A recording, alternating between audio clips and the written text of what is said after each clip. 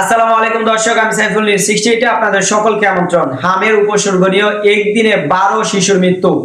সারা দেশে গত 24 ঘন্টায় হামের উপসর্গ নিয়ে 12 শিশুর মৃত্যু হয়েছে।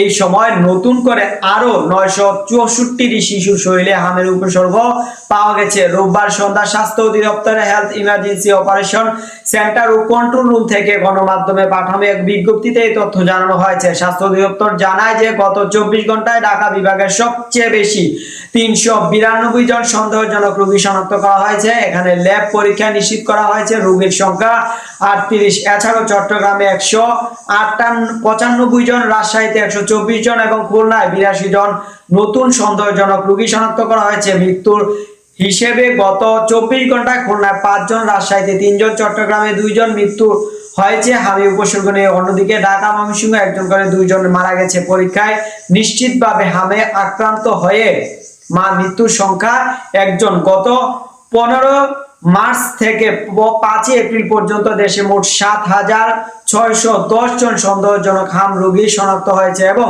ল্যাব পরীক্ষায় 929 জন শরীরে এই ভাইরাসের উপসর্গ মিলেছে। এই সময় সন্দেহজনক হামের মোট 113 জন এবং নিশ্চিতভাবে হামে 17 জন সহ সর্বমোট 130 জন মৃত্যু হয়েছে। বর্তমান হাসপাতালে পরিস্থিতি বেশ চাপপূর্ণ।